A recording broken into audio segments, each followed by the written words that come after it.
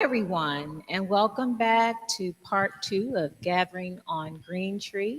This is our second day of really great conversations about the future of work and reimagining education. I am delighted to have with us Gabby Solzberger, who wears many titles, which she will share uh, during this conversation, but she's currently on the board of Teneo and several others. And so, Gabby, thank you for being with us. We're delighted to have you. It's really a pleasure. It's a beautiful spot, and unfortunately, I wasn't able to get here yesterday, so it just kind of dropped in mid-morning. But the conversation is just so engaging, and it really is a pleasure. Wonderful. So, we'll jump right in. You know, we're living in the midst of a pandemic still, like it's not over. And we're very interested in learning and hearing how corporations are thinking about the future of work in this moment. Yeah. So, well, thanks. And as you mentioned, actually, I chair the ESG practice of for Teneo, which is kind of this big umbrella now. We used to think about it as corporate social responsibility. So, but it is really kind of a major topic in boardrooms. And I'm fortunate that I have the perspective of really different kinds of boards. Like, so I'm involved with Warby Parker, which is kind of a younger, funky company, and a biotech public company that has a Black CEO. So that's a different kind of boardroom conversation, which is great.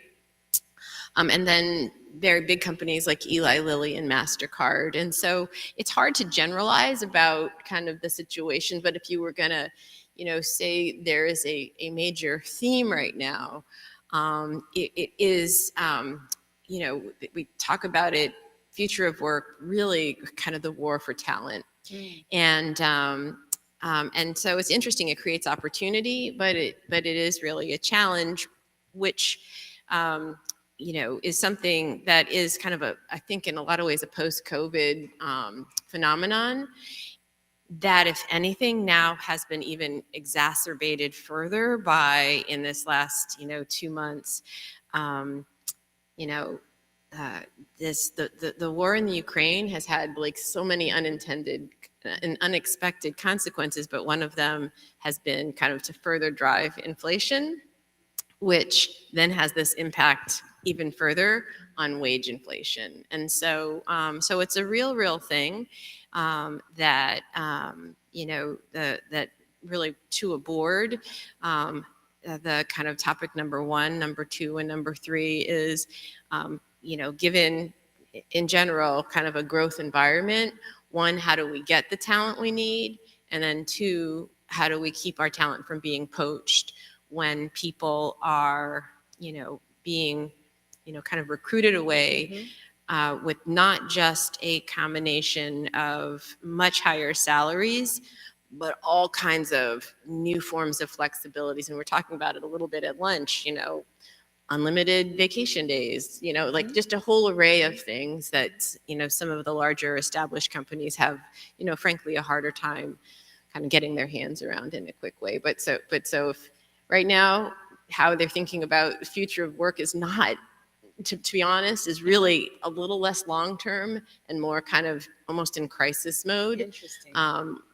Which you would almost describe it like as an all-out war. So, do you think this is an opportunity to think about retooling or upskilling for current employees? Yeah. Is that a way to think about this moment? I think it's actually retooling, reskilling, and repositioning. Okay. That I haven't seen, really ever the opportunity that I do kind of for entrepreneurs and talent and executives of color. Mm-hmm. That kind of the level of dialogue and kind of the amount of, for whatever reason, I started out by talking about ESG.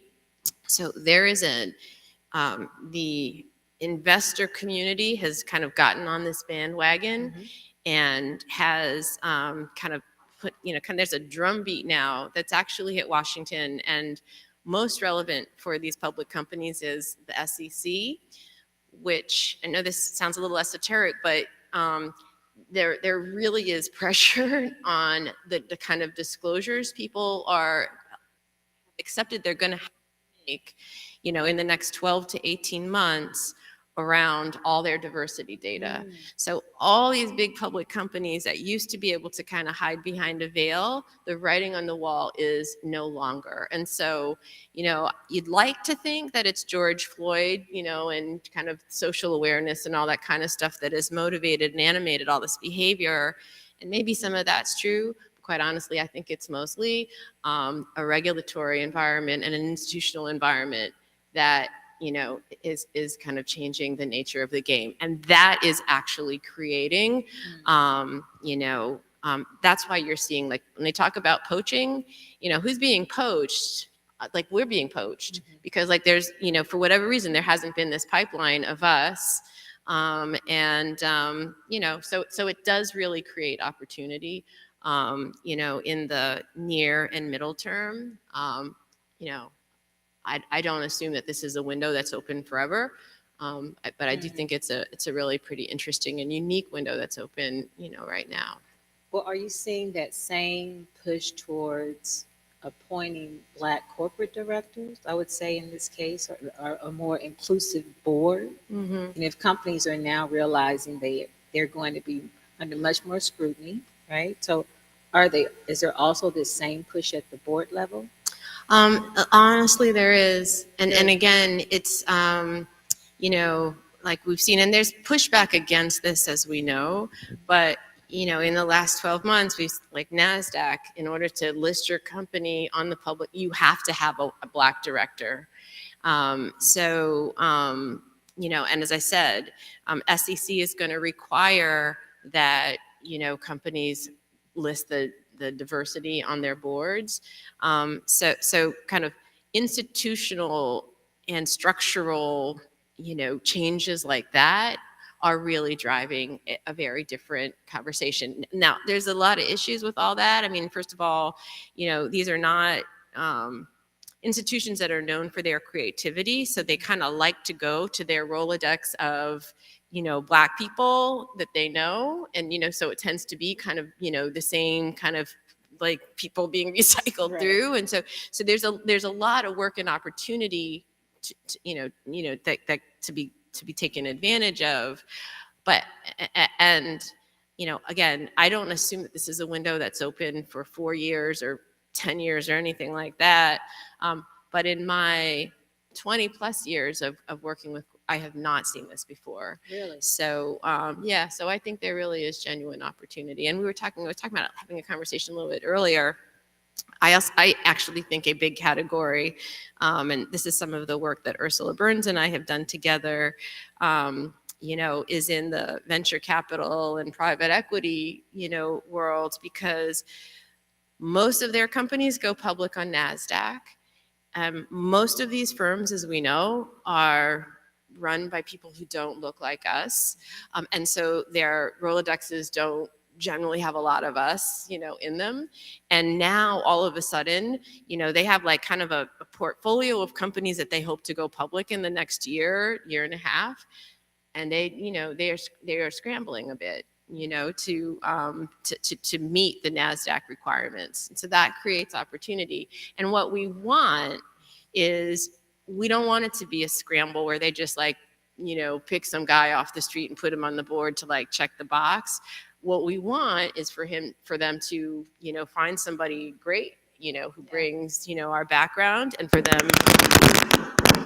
that to be the extraordinarily successful board placement.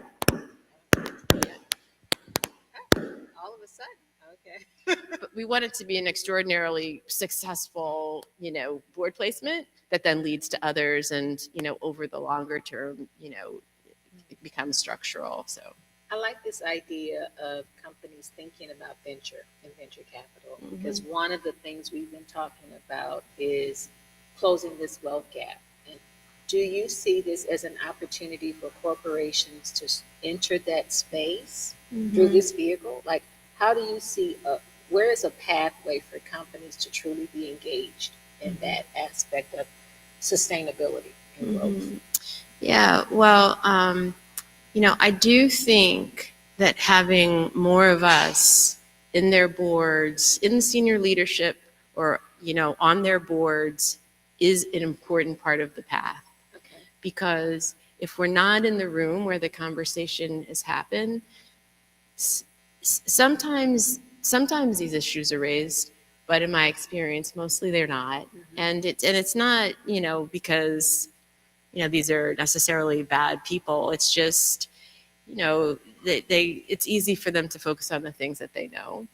And so I am actually very focused and encouraged by, you know, you know, uh, uh, this shift, and what I believe is going to be some meaningful change in representation, over the next 12 to 18 months, because it doesn't take a lot of us in the room. But I was reflecting earlier, I've been in MasterCard all day Monday and all day Tuesday, and our meeting started at 8 o'clock in the morning, and from 8 to, call it 1:30, we probably had 30 different executives come through at any, and over the course of the whole day of meetings, the first day, the second day was better. There were only two women in the room, and I was the only Black person. Wow. And and so yeah, and MasterCard's a relatively progressive, liberal Yeah. kind of place. We actually have 4 women on the board. 2 of them couldn't make it. So anyway, but yeah, yeah. So those boardrooms are a place where major decisions are made, and we have to be in the room. So for example, come 11:30, I kind of pointed out to everybody something that they hadn't really noticed, I guess. Like, you guys, like, it's been all day, and like, it's just me and Merritt here. And so the following day there were more, at least there were more women, and there was, a little more diversity in the room. We know you sit on the board of Sesame Street. Yeah. And this room is My full of- happiest you're board. happy, right? And this room, people working fearlessly in education. How has this shifted how Sesame Street, if you can share, because I know there are things you probably can't share, but the climate we're in, how has all of this shifted, I would say, the focus in some way of Sesame Street, or has it at all?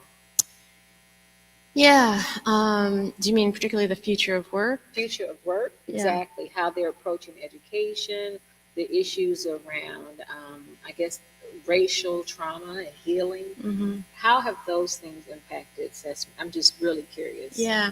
So Sesame is a kind of a unique and an interesting organization, and I joined the board about 4 years ago. And interesting because their business model did shift from being really reliant on public television to a model that actually broadened the funding base.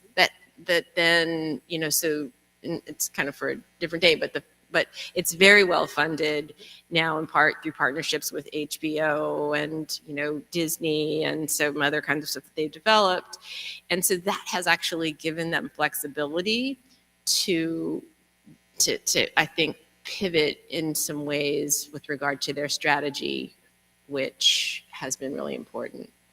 So, for example, they have the resources, and something that they launched last year is now a pretty significant initiative, and an entire set of programming modules that are around diversity and social justice. And so we're really, actually quite proud of that. It's just, it's relatively recent. They began the work about a year ago, and it will be in the next 12 to 18 months of really truly being rolled out. But they're able to do that because I think of their changed funding strategy. I think the other way they've had to pivot, that's been just in response to what's going on in the world, is they've figured out ways to take their programming and get funding for this programming into other parts of the world. And so, something that, a lot of people don't really know about Sesame, is that probably their single largest kind of growth area has been in the work that we do with refugee communities all around the world, in kind of taking this content, kind of repackaging it so that it's culturally appropriate, and then bringing it into refugee camps and relief camps, and they've developed a funding base around that. So it's an interesting place because it's an example of a relatively large nonprofit, a nonprofit that's got a legacy of almost 50 years,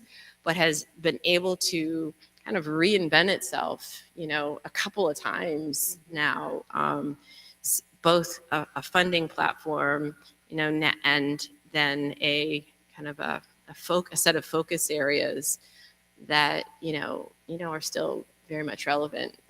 And I don't get a lot. I mean, I'm just on the board, so we just kind of get to. I really feel like it's the day-to-day executives that really are doing kind of this heavy lift, and they just kind of call on us when necessary, or more than that. But I feel kind of privileged actually to be part of and to have observed the way they have evolved over this last 5 years. Awesome. So you sit on both corporate and foundation boards, right? Yeah. Mm-hmm. And Kofi has talked a lot about the importance of governance. My question to you is there and this is for people that are interested in being on boards, Okay. right? Is there a pathway? Should you consider nonprofit as a way to prepare for corporate boards? Do you think that's a good sort of, I would say, training ground or pathway? Mm-hmm. I think, yes, I think that you do learn a lot about governance on a nonprofit board. And I will share, I am chairman of the board of Time's Up, which is a nonprofit, been around, it's a young nonprofit. And I think in a lot of ways, it's a poster child of what can happen to a very dynamic, well-funded nonprofit when governance breaks down, because we have very nearly imploded. And so even for me, kind of decades in, I've learned a lot about board service through the experience of kind of this, this breakdown. So one, I do think you can learn an awful lot, and I would encourage that if you are going to go on a nonprofit board, that it's in some ways most, you learn the most, and also it's kind of most translatable when you take some kind of a leadership role, chairing an audit committee, chairing a governance committee.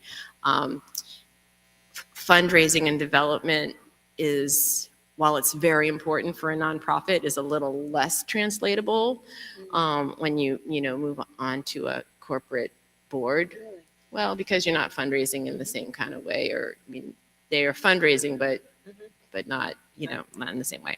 So I think it can be a helpful step along the way, but I also think that to the extent possible, the closer it kind of comes to actually being kind of a for-profit business, kind of advisory kind of role, in some ways the more helpful. And so working with an early stage startup, working with and there's so many of them out there right now, and particularly in our communities, that kind of getting involved and offering to, if you have, if you run a nonprofit, or if you it's a lot easier to get involved and to get on the board of a younger company. All of those are really nice to haves. I don't actually think they're an absolute need to have to get on a for-profit board, or a public company board. I think that really, as we do our searches for new board members, and I chair one governance committee, and I'm on several others, it's really kind of a whole bundle of experience that we're looking for. And so if you've run an organization, if you've, if you, are a chief technical officer, if you, have, X amount of finance, like we are looking in general for, it's like it's an orchestra. So we need some finance people. We typically need some marketing people. We, need people with international experience. And I think we've moved away from, independent directors need to have been a CEO, or, it's much more of a kind of a combination of skills. And as I said before, as my personal bias is like right now, there are all kind of companies that are really now looking for and realize that they need more diversity. So I think there is a real opportunity for more of us with kind of more non-conventional backgrounds to get involved in board work. Great. So you're telling us that we better strike while it's hot. I think there's a real, and I don't think this is going to go away. Right.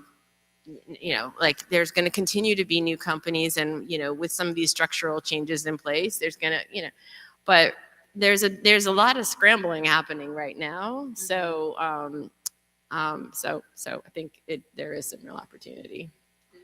I have one more question, and then I'm going to share you with the sustaining group, because Okay. I feel like I know they have questions. There's a lot that they can learn from you, in this moment with all that's going on. And again, thank you for making time this week. I know it was a sacrifice. What are you hopeful for? Yeah.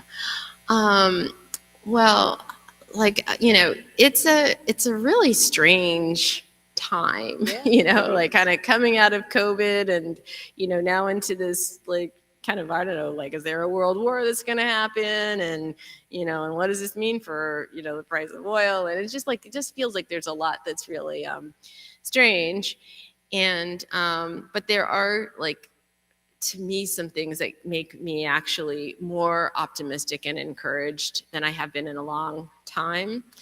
And I think some of it happened like during COVID, when, is one of the themes, which is, you had CEOs at home with their families for 2 years. And you had all kinds of people kind of rethinking what matters and kind of life balance. And so, kind of coming out of all of this, like there's just a fundamentally different shift in how organizations are thinking about and responding to just overall wellness and life balance and mental health, and just, a whole array of things that, and I have two daughters, who are kind of millennials. And I think that what they reasonably have to expect from kind of the quality of work that they're and work experience is higher. So in general, like I find that to be really, a positive. And then secondly, as we've been talking, I also, I do think that the kind of the nature of the discourse around diversity, and particularly a recognition of, kind of Black and Latinx and, groups that have been truly underrepresented within the category of diversity, like the nature of those conversations have changed. And as we've been saying, there are structural changes that in the long term make me encouraged. It'll be very hard for them to roll back some of the things. Like once they get, a Black person or two on a corporate board, it's actually pretty hard to get us off, And so that's like a 10 to 12 year kind of window, you just can't just like, oops, we don't need to do this anymore. It's real hard. And so that to me actually makes me feel, encouraged. I think it's a plus for us. And then the third thing that and this is a little bit kind of my day job, is, a combination of world events and also an investor community that, for whatever reason, like during COVID, and maybe it's like these, like the CEO of BlackRock and these guys who like were home with their millennials, like day in and day out, and these kids were nagging them. I don't really know, but they came out, with a real kind of set of awareness and pressure that they are putting on corporate America around ESG, and it's, climate change, and it's diversity, and, it's a whole kind of agenda. And pushing that through the SEC, like what happened in the last couple of weeks is the SEC issued, a set of disclosure rules on climate. Nobody saw it coming. Wow. Like for real. And so, we're talking about diversity scrambling. Now there's a climate, scramble that's happening. And that's just like, that's a real shift that is encouraging. Like, I honestly don't think that, corporate America would have responded to this, to this Ukrainian crisis with the set of sanctions this broad, this quickly, had it not been for an ESG climate, that, we're all kind of now like, and by the way, Russia completely underestimated. Nobody really thought that, we would do like, we'd be this comprehensive, this quick.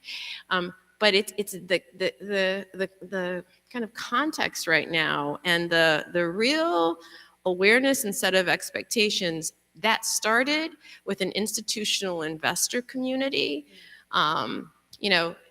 is really tangible. And so I know, as a student of governance and business, I'm finding it really interesting, but I'm also, I do find it, like more encouraging than, if you'd asked me a year ago. I know it's surprising, and also really encouraging. Awesome. Thank you so much. Thank you so welcome. much. Yeah, happy to. So we'll not. That's what I do. Because as you were talking, I was thinking of all of the innovative opportunities for HBCUs. I know Dr. Knight, I know she doesn't want me to call her Dr. Knight, but she has a lot to probably talk to you about as it relates to that. We'll open up for questions. So, want to start? Christina?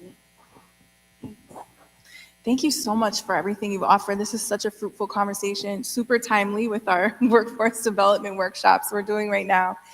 And so one thing I have a question about is, so I work primarily with millennial investors and Gen Z investors, right? Next gens who are inheriting trillions, right? It's the largest and fastest wealth transfer we've ever seen in world history, basically. And ESG is like the basement, For sure. right? Like, and so I'm really interested, especially from your perspective, more focused on corporate boards. What I'm seeing is that those millennial investors are activist investors. They're not just having an ESG passive screen.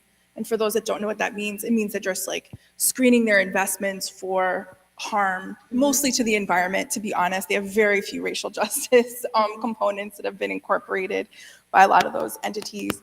And so I'm really interested, now they're moving to a place where, they're publicly denouncing things, right? The Rockefeller heirs are publicly denouncing, climate issues, et cetera, in their financial institutions and companies. They're becoming very public about this, and they're interested in regenerative investments, et cetera. And so I'm wondering, from your perspective, where do you see the opportunity for us to shift, whether it's from a regulatory environment or, like you said, from ESG practice, around racial justice in particular, and to address a lot of the workforce training and future of work issues we're talking about? What are some of the best practices, like the best examples you've seen of folks really transforming that? And what's the pressure that is being put on them, very specifically, that's working in your point of view? That's a great question. And like, as I said, I am, it is quite tangible. And, it's a combination, I think almost like inside outside, because, in addition to, and the way it's kind of worked externally with investors, and the levers they tend to push are kind of SEC related.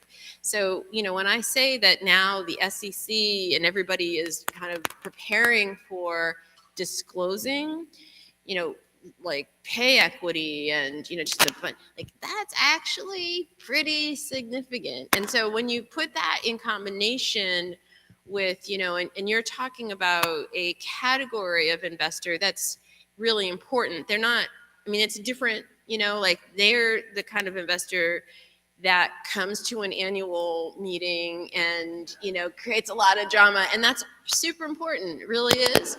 But at the same time, we've got these big institutional investors like, Blackstone and BlackRock and, ISS. And they're just kind of like, it's a steady drumbeat that's happening along. So the combination of that external and honestly, I think the other category of activism that folks are really, is employees and internally. And, and kind of back to where we started, which is like, what's on people's mind? What's on their mind is they cannot keep their top talent. Their top Blacks are being poached most seriously. And, with offers that are 2 to 3 times. And so if you aren't like kind of right, again, I can't say it's going to be like this 5 years from now, but for right now, if you aren't, you are behind, if you aren't talking and don't have a really credible, kind of ESG/DEI story to tell, because like, so it's just a really interesting inside outside game that is, being played. And, even in tech, and it used to be, and it still kind of is, if your company is making so much money, if it's so profitable, like you can get away with a lot, like people tend to look a little bit the other way because, you're just nobody wants to criticize like, well, you guys must be doing something right because you're making all, you're just, delivering all this share. And it used to kind of like that used to like kind of rule the day. And I think the recognition is that's like so politically not okay internally that they are not actually keeping their top people. And, it doesn't take long to connect the dots. Like, like you're like Mr. Big or whatever in Silicon Valley, you're the chief digital officer or whatever. You don't want your brand associated with that right now. And so to the extent you become a flight risk, investors can connect the dots right on back to, that shareholder return, which, some of them care about ESG and this bigger stuff. Some of them really just honestly care about, their shareholder return. Honestly, they do. But now what's happening is they're connecting the dots to some of this other stuff back to their shareholder return. And that's like why they care about it, And so, so I think like there really is kind of an inside outside opportunity that, that we get to strategize and think about, how we can work more for during this window, however long it is. Jeff? Absolutely. Just double clicking on this conversation and shifting the conversation just a little bit towards from the future of work to the future of workers. When we think about just where America is, we have a decade before we shift to a multicultural dominant society and economy. So for me, that's a major red flag or opportunity for corporations to get serious and even our nation to get serious around how do we sustain being a global economic power, especially against the backdrop that we know that our economy strategically and systemically closes out people of color by design from economic prosperity. When we look at our GDP, when we look at just, again, how powerful we can be, if we're not optimizing people of color and human capital, how are we going to continue to be competitive? So the question I have for you is, are these conversations coming up that we have a decade? Mm-hmm. Corporations have a decade. And is that something that we should be leaning in to as it relates to the SEC?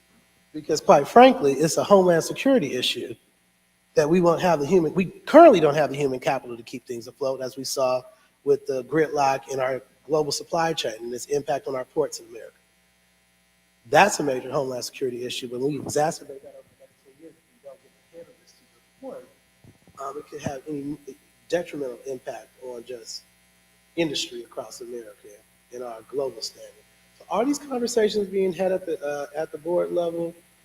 How can we get these conversations elevated to things like the SEC? Because it's great. We need to take care of the earth. We also have to take care of the humans on the earth as well. And the one last thing I'll say is this is an international issue. I've done some work in New Zealand.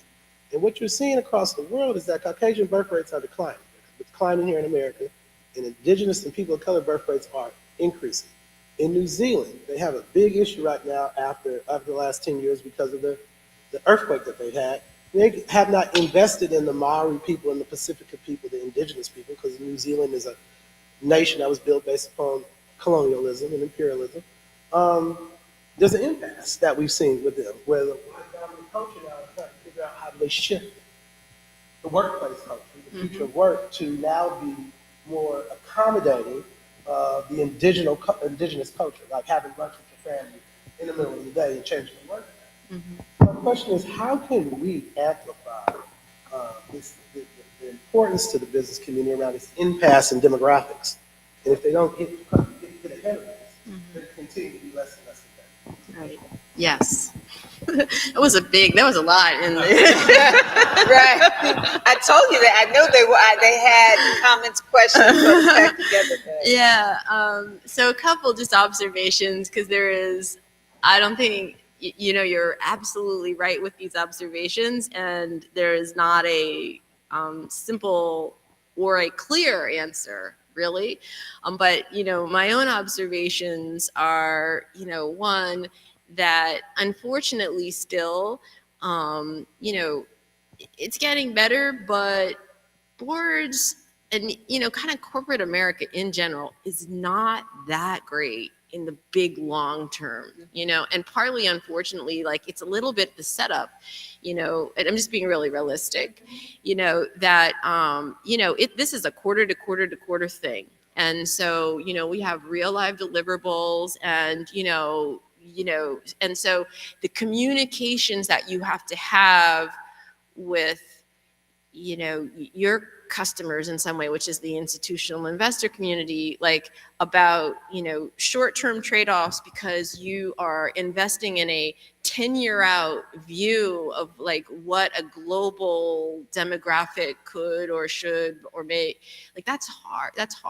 And so like, I think there is more space and encouragement around, kind of thinking in a deeper way around corporate purpose and some of this longer term, thinking, but, kind of where you're, and nobody could argue with what you just said about like a world that is going to be increasingly global, where these demographics will really fundamentally affect every single kind of step along the way, from supply chain to partnerships to customers to, employee.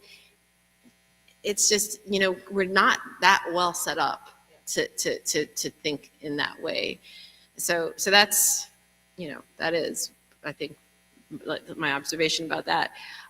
However, the thing that has been kind of really interesting, over this last couple of years, like again, is I think that kind of COVID, and it's like the first time in this media environment that it became so clear how, like, kind of how interrelated a global impact could be, that I think it has elevated conversation about kind of global trends and global impacts and the interrelatedness of all of this. And so I think that conversation is in general elevated, and I think that's helpful. The other thing that, just in my own observations, because I do this work globally, because Teneo has offices all over the place, and not to generalize overly, but like if there's the E and the S and the G, and the S is the societal stuff and the G is the governance and E is environmental. In the US, I think partly because of the, of what happened with George Floyd, and over this last 2 years, a lot, like there's been a lot in the US that's been happening in corporate, and we've been talking about that, on DEI relative to the prior 10 years in corporate America. And so weirdly, rest of world kind of thinks as US is actually, from a governance perspective, like, and we are looked at from a governance perspective. And, so to the extent like the SEC is like preparing, its own kind of disclosure, parameters, The European regulators are also now looking to follow suit. And so I think there will be kind of a ripple, because you're absolutely right. Culturally, it's different in different places. In Australia, New Zealand, their Black people are their indigenous people, and so, there are the issues are different, but they are thematically very similar.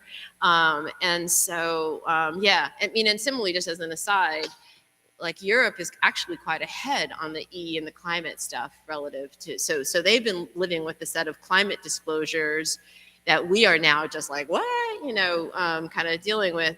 Nobody should really have been surprised because they've been in place in the EU for some time. But in any event, so I think, it is encouraging. I think we are, kind of, seeing within and I don't want to be like Pollyanna about like, oh, corporate America is like getting better. We've got so far to go. I mean, it's just like sad that anybody's patting, themselves on the back about any of this. Like, it's so behind and it's like such a drop in the bucket. But it is the first drops in the bucket that I have seen, and I've been doing this for a long time. And so, and I am, kind of an optimist in general. So there's that. You have to be. You sure do, or I would have given up. Right, a long time ago. Bobby, I called you Bobby. Oh, yeah. She just said, don't call me Bobby. She wants to be documented. She doesn't want to. Bobby. So I have enjoyed your comments. I have just an observation, I guess, about corporate America in general, because I came out of it. Do you agree, or I shouldn't ask it that way? I do. I completely agree. I believe that African Americans and women who serve on these large corporate boards should be the soul of that company. And if they are not pushing the envelope with regards to diversity in those companies, and I don't mean just bringing in employees at the bottom or the middle, but bringing in people at the top of the organizations, then they shouldn't be serving on those boards. Because if you're in that place for a reason. And yeah, they look at quarterly reports and all that stuff, but where the rubber meets the road, they really need to push the envelope, push the CEO, the other board members to affect change. So I violently agree, because, just like the thing yesterday, like if I weren't in the room, like they wouldn't even have noticed, to be quite honest. And so it's not like bad intent necessarily, and sometimes it is. And sometimes like what I observe, is for somebody who's been relatively new on a board, is they're feeling like really tentative, and they're like, I don't want to be like the Black boys, and and so like I don't want to be judgy. But if you don't do it, honestly, it's just not going to happen. And so the only kind of counterbalance, or the way at least I think about it, is and I will say, like, who my great teacher on this is John Rogers. I don't know if any of you know him, but like he is just so, I think he's really a leader in all of this. He's been doing this for a long time, and he's been an ardent voice for how important it is to have Blacks on boards, but important is for this exact, that you just articulated, and like just to be on the board for its own sake, then you seriously are taking up a spot where somebody who's going to use it to represent, should be, so I do feel that. The one thing I would say is I do think it's important to, and I think this is important in life, like to be credible. Like you're on this board for a reason, and like it's more than just that reason. It is that reason, but there is other like that you bring. And so so I think that, and partly I think it's important because you are more effective when you're credible, so like there's making the point, and that's a good thing. but there's making the point, and you are a highly credible person and they like seriously respect you. Like both of those things kind of need to happen. And some of the latter happens in between board meetings, it happens in the board dinner, it happens like in all these other kind of ways. It happens because you're making good points on other subjects, you know, but, and so you may not in your first board meeting or two, you know, be, you know, kind of up because you are establishing your own credibility and you want to, you know, be not only a voice, but a highly effective voice. And so people play that a little bit differently. And, you know, in my opinion, there are some people who are way too cautious about it.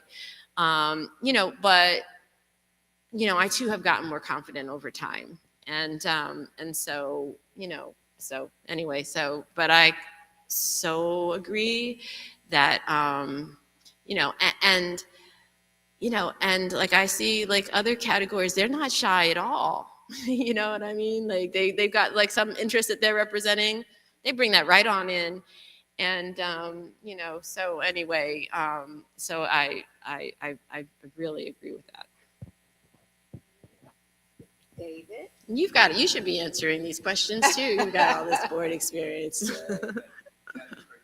Yeah. Oh, yeah. Corporate boards, so thank you for being a lighthouse for the rest of us. A question for you, building on this issue, how you show up in the boardroom, Black versus multicultural. And oftentimes in the boardroom, one finds that you have those two sometimes aligned, but sometimes competing agendas. Mm-hmm. Do you focus on just Black? Or do you bring in the full gamut of Neapolitan ice cream with respect to diversity? Would love to get your perspective on when you feel that you can advance an agenda more effectively by just being focused on Black versus that trade-off of when you're trying to basically invite the rest of the village into that conversation. Yeah, it's a really, it's a great question. And I, you know, and again, you know, I think different people think about that differently. And mostly I think, you know, is if you have a community that you feel passionately about, then you should represent that community. And, you know, I like, this is my community, this is, you know, and this is my identification. And, you know, so that's really what and, you know, as an aside, I also observe that on most of my boards now, there are 3 or 4 women, and in all of my boards, I'm the only Black. So, so it makes some of that calculation, you know, a little bit more, you know, a little easier. And I also have found in this last couple of years that it's just gotten easier. Like there's what happens in the boardroom, and then there's what happens outside of the boardroom. And I have found that it's a lot easier for me to become influential on these issues that I care about.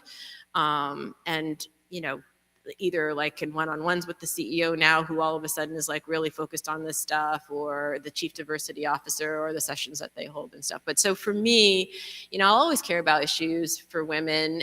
I mean, I care, like I care, like, you know, I'm an empathetic person. And so I, you know, Latin, you know, but where I'm going to speak, you know, from kind of true passion is going to be kind of, you know, my community. And generally, I find that when we lift that boat, you know, all the waters rise. And so it kind of, you know, mostly it, helps all. I will get just to when like shit, this you're asking me that like made me think of something because, you know, I am kind of multicultural. I was at I won't name the board, but it's one of my biggest boards. And I've been on the board for like 4 years. And I worked really closely on this company with the chief diversity officer. We meet every single month. And he came and gave, you know, his biannual kind of briefing to the board, you know, about what all the great stuff we're doing. And we're doing great stuff. And there's this one director who's from Canada, and he runs this big, quite a very like multi-billion-dollar, you know, and he's like really into it. And he's asking, and he's like, but he keeps referring to the Blacks. And so it was really problematic, and he was making everybody feel uncomfortable. And, and so finally, and I answered a question, and then the CEO finally, we kind of cut it off. And I found myself sitting next to him at dinner that evening, and, and he just wanted to he's like, well, that was quite a thing, but we should be doing more, and blah, blah, blah, and, the blacks. And, and so then somebody was, again, we're all of us, we're feeling a little like, this is what? And he goes, well, the main problem is we don't have anybody black on this board. And I said, wow, wait a minute, I'm black. And he said, oh, you're Brazilian. And look, I know for a fact I'm not Brazilian.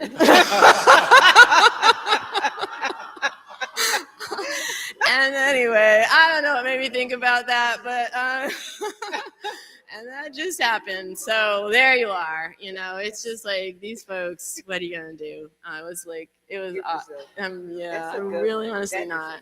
So anyway, yeah. Well, speaking of black women, Melanie had her hand up, and Melanie.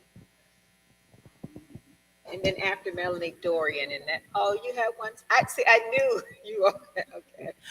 Thank you. This has been very, very intriguing. One of the things that I've experienced since George Floyd, and even also during COVID, a lot of these companies, I work in this, I'm wearing Black Women's Roundtable, but also very much engaged in the civil rights space. Coming to a lot of us to sit on these advisories, committees and councils and things like that. Yeah. So within this 2-year period, I sit on 4. Wow. Right. So Goldman Sachs, right? One, Sephora, Lyft, all of them saying that they're doing this for the purpose of dealing with racial equity, some little weave in there around gender equity, social justice, as well as the companies that we talked about who threw a whole lot of money out there and we're changing our ways. But there's the reality of how that plays out in the boardroom is my question, and actually having impact on long-term change around those very things. And so for me, I was very skeptical, and I say this publicly, when Goldman reached to me, because I'm like, okay, I have a reputation within my community. Are you just asking me because you want me to use my capital of being, honest broker when I am in a space?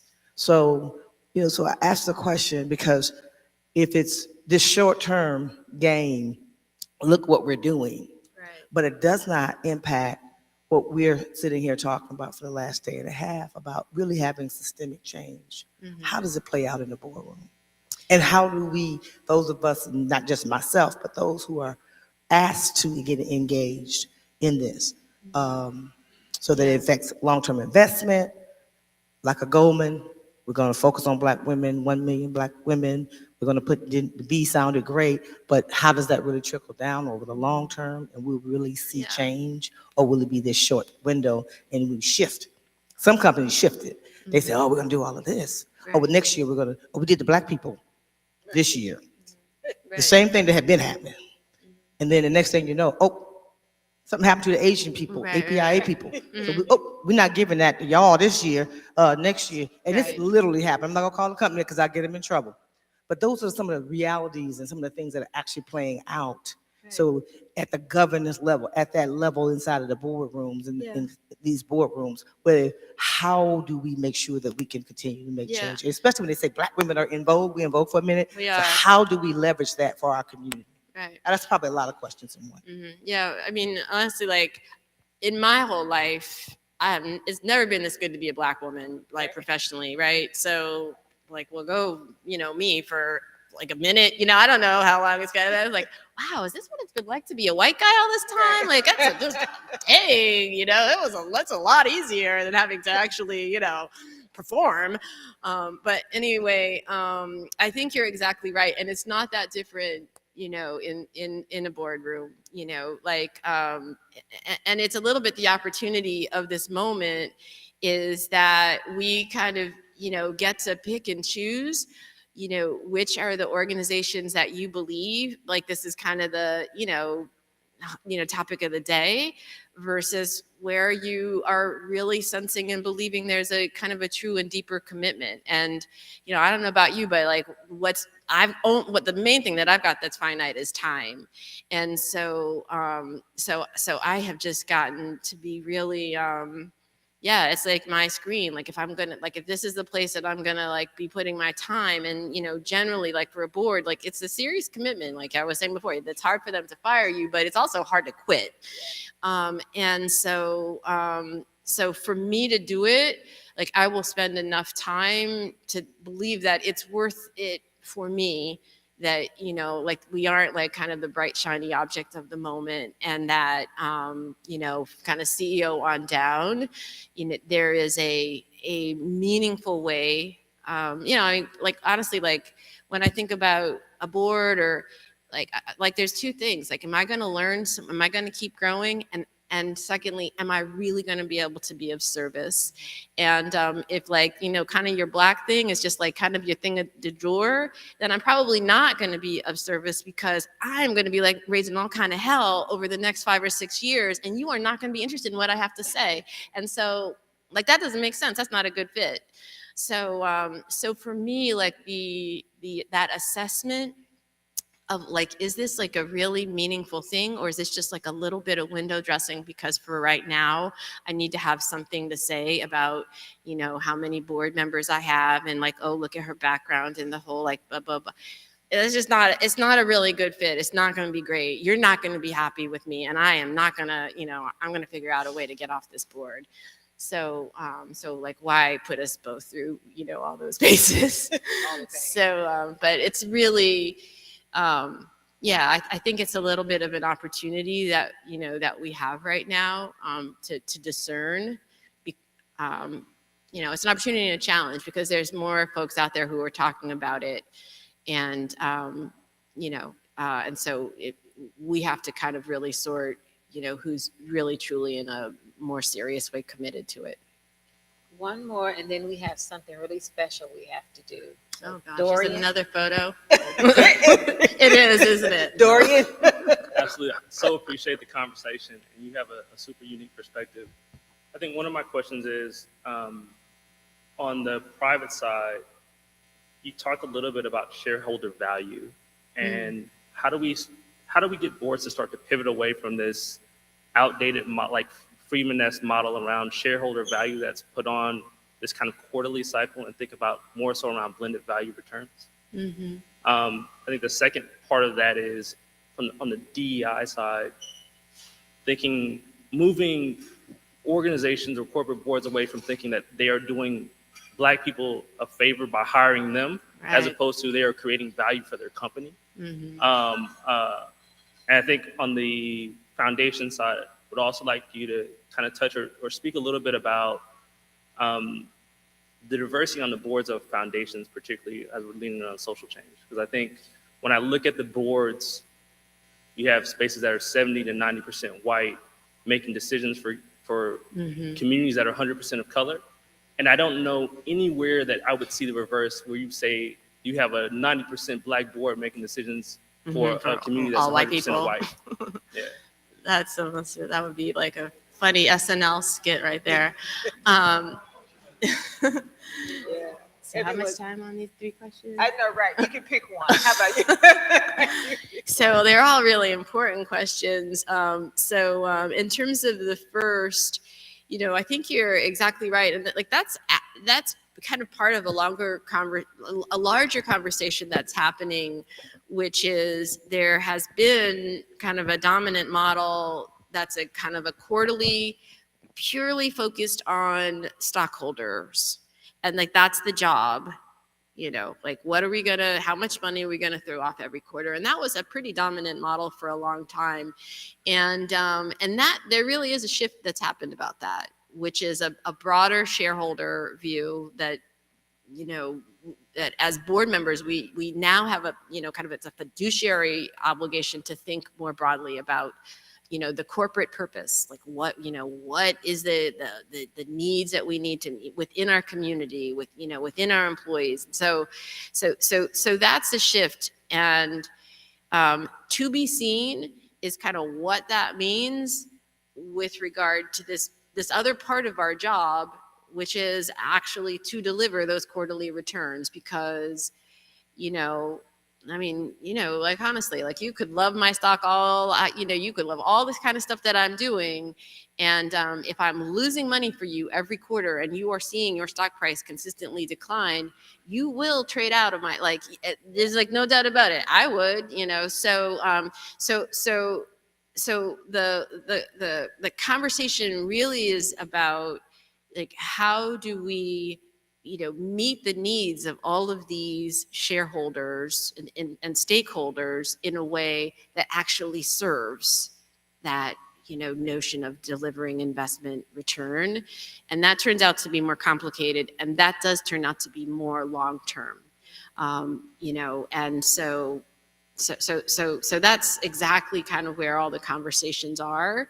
And I would say it's kind of an uncertain outcome, because what I've seen and observed is like when the poop hits the fan, like those quarterly results are going to win the day still, and so anyway, so I think that's kind of in process.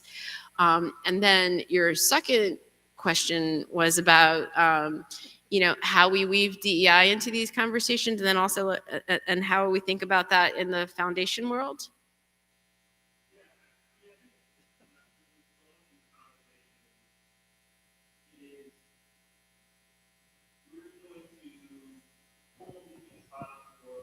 Black students or for Black or for positions for people of color, as if it's charity towards us, or on the board, as if we are not credible or brilliant coming in there just as ourselves, and that we have the ability, and we, in most cases, the folks that are leaning in around more diverse staff, or diverse talent, diverse leadership, are able to see externalities that others are not, but also able to see value where others are not, which makes their company a more valuable company. Right. And so I get you. It's kind of this combination that like kind of they bring to it. Yes, now we're going to bring we're going to do more in diversity, and somehow in their mind, like that translates into something that's concessionary, that they're going to have to like kind of compromise on their kind of standards, and so that therefore like that's going to be, it's going to like there's like a whole narrative around that, which is quite honestly, it's a lazy narrative, because it's basically I guess if you're going to keep doing it the way you're doing it, and you're going to keep going to these same old places, and you're going to keep speccing the job out this way, that is easier. But that becomes a self-fulfilling prophecy. And so the way I've seen that conversation shift successfully, or with relative success, is kind of unpacking some of those like basic assumptions that, we need to kind of think about this a little bit, differently. We need to think about it really in terms of what the actual job requirements are, kind of what a kind of more broadly defined skill set, kind of might consist of, where other places beyond kind of your, kind of traditional pipeline that you've been using, or this same search firm that, by the way, has nobody Black working there, like how we can, kind of what are going to be some more fundamental changes. And that's more work for them. Like that's just doing something different than they've been doing. But that to me is the answer to like, it's going to be concessionary in some kind of way, which honestly is like, there's a lot of thinking like that, So then the last question about foundation diversity is hard to, like, I haven't seen the data. I'm actually really spoiled because I'm on the board of the Ford Foundation, and, we are extremely diverse on pretty much every dimension. And it's a core value to, how we think. I chair the governance committee. I succeeded Kofi in that role. And so he like kind of set a very high bar for how we think about diversity in all we do and how we think about our board. And so, so I'm really spoiled. It's hard for me, frankly, to imagine that we would be able to serve, you know, our grantees and the communities that our grantees serve, you know, without that very diverse perspective.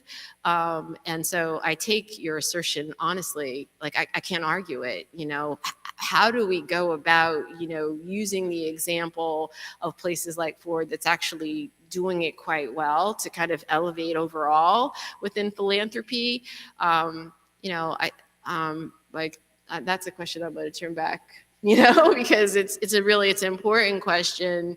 I know something, you know, our CEO is quite passionate and vocal on, but you know, the structure of some of these foundations and kind of the family dynamic, and you know, it seems to me like I'm still frankly getting my head around the kind of corporate diversity, you know, on boards and all that kind of stuff. So like this whole world of foundations is still something I'm trying to, because it seems like it's got its own set of structural challenges, but I don't disagree with you about how in the long run, like I think that's, you know, how we really move the needle on a lot of this work.